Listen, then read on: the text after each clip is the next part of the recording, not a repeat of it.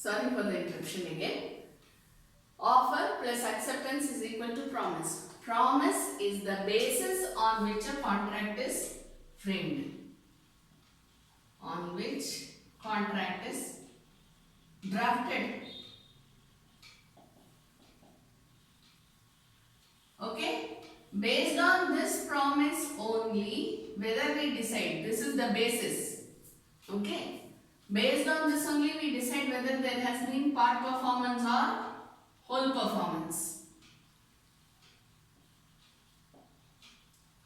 Based on this only we see whether it is voidable or not. Based on this only we see whether there has been a breach or not. Okay? So whenever we are seeing all these things, what do we base? When you as a judge are looking at a contract, what will you look at? You will look at the promise. What was promised? Whether it has been done, how much has been done, whether it needs to be done again, or as we go to the specific relief act, whether it can damages is sufficient or whether there should be specific performance. Am I right? Everything is given. Whether compensation is already there in the contract or not, already it is written down in the contract, or you have to give certain compensation, you have to decide the calculation and give the compensation. Everything you will get to know based on this promise. Okay, so this is just an indication for you so that you remember that. That's it. Okay, now we go to the next essential element, which is known as the consideration.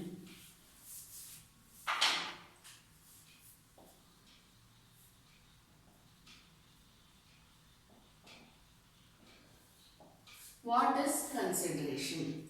Something in return.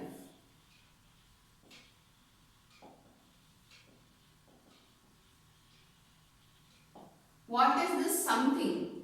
Can anything be given in return for anything? No. What should be there? It should amount to a promise.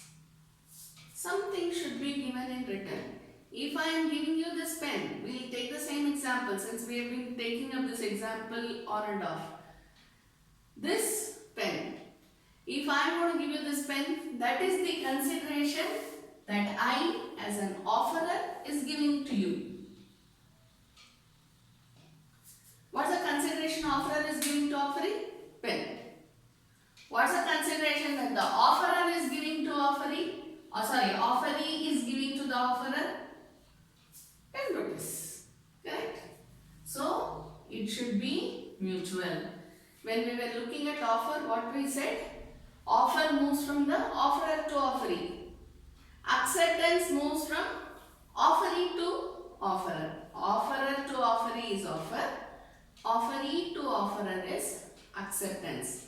Whereas consideration moves from offeree to offerer, offerer to offeree. It is mutual in nature. Okay? Consideration is mutual in nature. If there is no consideration from one of the parties, then it is not a valid contract. Understand? So, there should be a mutual something in return. Understand? So, in order to be a valid consideration, what is important? Number one, it should be mutual. What should be mutual? The consideration should move mutually. Consideration should move mutually. Understand? What's the next one? Something in return. There should be something in return.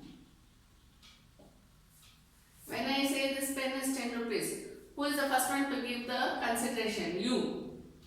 You will give me the money, then I will give you the pen. Otherwise, will I part with the pen? No. You have to give me the money. Some shopkeepers are good. Some sellers are good. They give the pen first and then they let you give the money. I am not talking about the practical criteria. What I am trying to say is both of them should have something in, they should give something in return.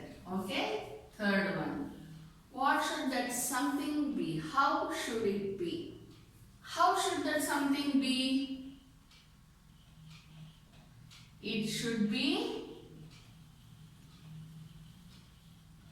sufficient, but need not be adequate. I am sure you have heard this. How should that something be? It should be sufficient but need not be adequate. Sufficient means what? How will you determine sufficiency? You will look at the cost of the product plus a minimum profit, say, or at least the cost should be covered. Okay? If it goes beyond the below the cost, then it is not valid consideration. If it is too much above the cost also, it is not necessary. It is not that it is not valid consideration, but it is not necessary. See, if I am going to buy a pen, I am telling you that this costs 10 rupees.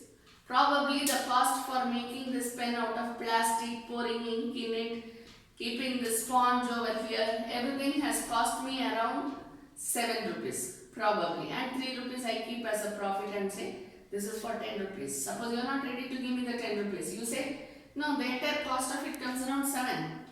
I am ready to give you 7. I say, okay, take the pen. Why? Because I feel that the cost is served. So what? It should be sufficient, need not be adequate. Adequate means more than sufficient. I have adequate food for myself. Adequate means what? More than enough.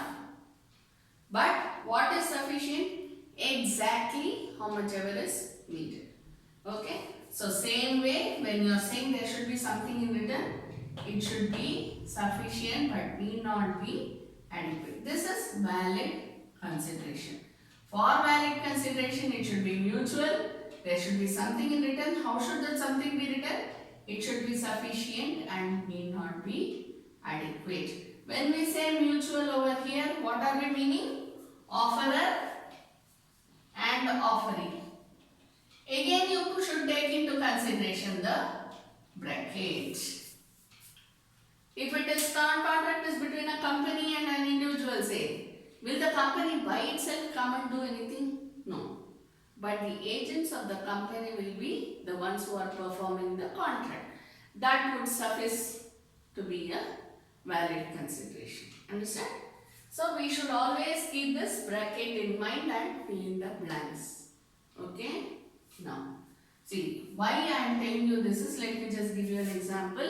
If there is a contract between XYZ company and, say for example, some B individual or B company, anything for example. Now, this B company performs its part of contract. XYZ doesn't perform the contract. Instead, what they do is, they tell A, C, D, come on, you perform the contract for B. I don't want to perform the contract. I feel bored to perform this contract. So, you do it for B. Will this be valid consideration? Though the work is being done by ACB, will this be consideration, valid consideration? No. Why? Because it should be mutual. Promise has been made by me. Instead of me, can someone else come and say, it's okay, what you need at the most? You need whatever she has done or she is going to do, I am going to do. So why don't you take up my services? Can that be valid consideration? No, it cannot be valid consideration. Understand? Whatever it is, it should be mutual. That's why we write here offerer to offeree, offeree to offerer. Understand? In this consideration, we will read some more. When we are talking about this mutuality of performance of contract.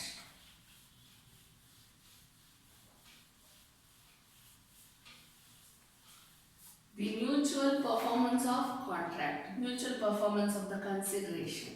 What does it lead to? It leads to doctrine of privity of contract.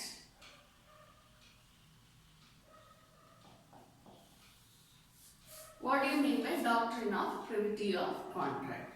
Privity refers to privacy. What do you mean by privacy? Privacy in a contract. Contract itself is supposed to be private in nature. Then why do we think of privacy in a contract? Why do we call a contract as being private in nature? Because it is only between offerer, offering. Clear? When we say consideration moves from offerer to offeree, offeree to offerer, it is mutual. Why do we say this? Because of doctrine of privity of contract. I gave you the example. X, Y, Z and B. ABC performs the contract, then it is not deemed to be valid consideration because it is supposed to be mutual.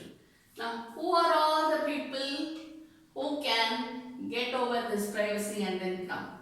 Can the third parties perform the contract? Third parties are supposed to be strangers to the contract. Can strangers get into the contract? Actually speaking, it's a strict no. Strangers cannot get into a contract which has been entered into between two other parties. Can third parties do? No. But there are always exceptions. What are the exceptions? Exceptions where third parties can perform the contract. Number one, in case of trust, we have already done this. Anyway, I will tell you once more. In case of trust, in case of statutory bodies,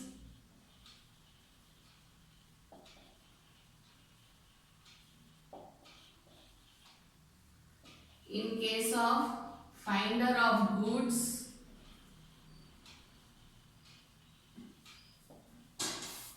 in case of goods which have been wrongly delivered to another person.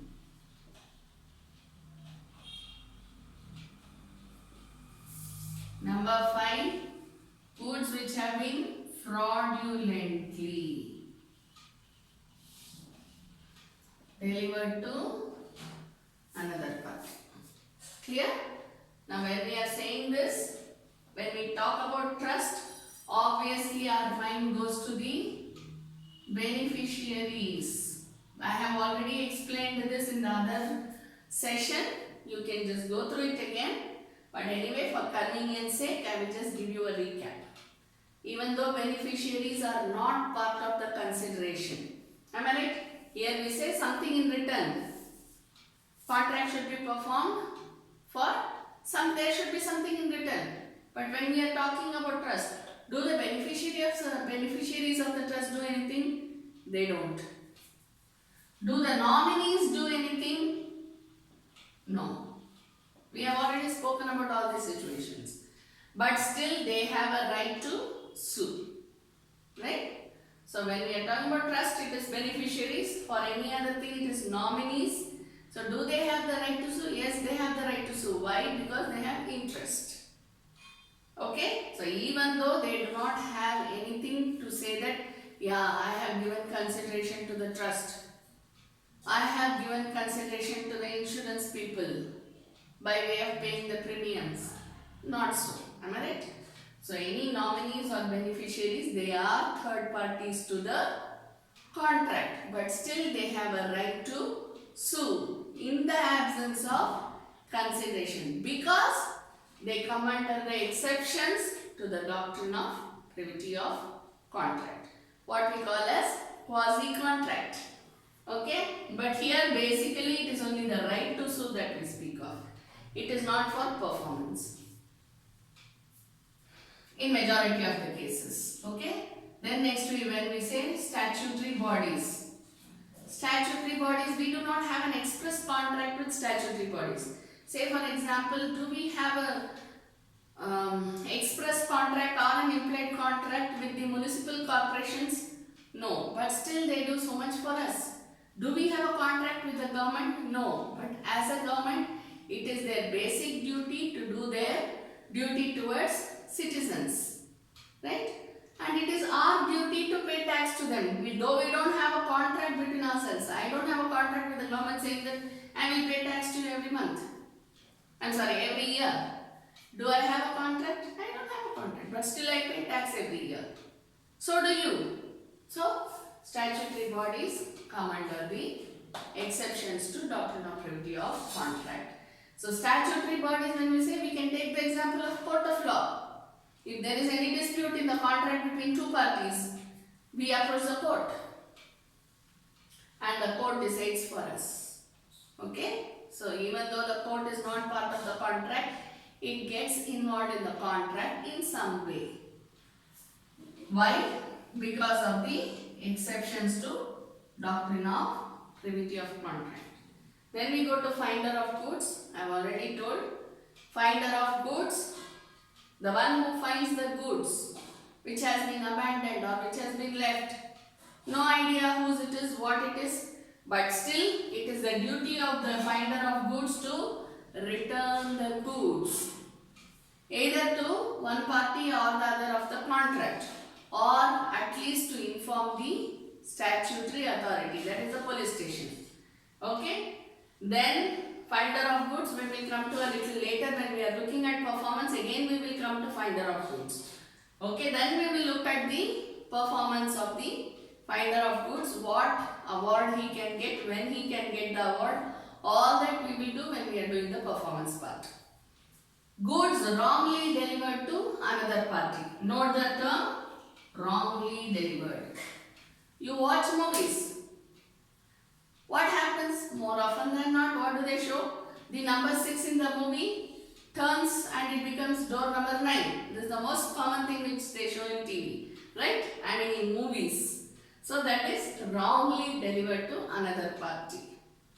So when goods are wrongly delivered to another party, it is the same situation as finder of goods. They have to return the goods to the either party to the contract. Okay? Then next we go to goods fraudulently delivered. Underline the word again because fraud is intentional. Wrong is unintentional. Here we say fraudulently delivered. In that case, the person to whom it has been fraudulently delivered, the party shall be liable not only to return the goods but also make good the loss which has been incurred between the parties to the contract. Okay? So remember so much. Next we will go on to the other topics as well. Okay? Thank you.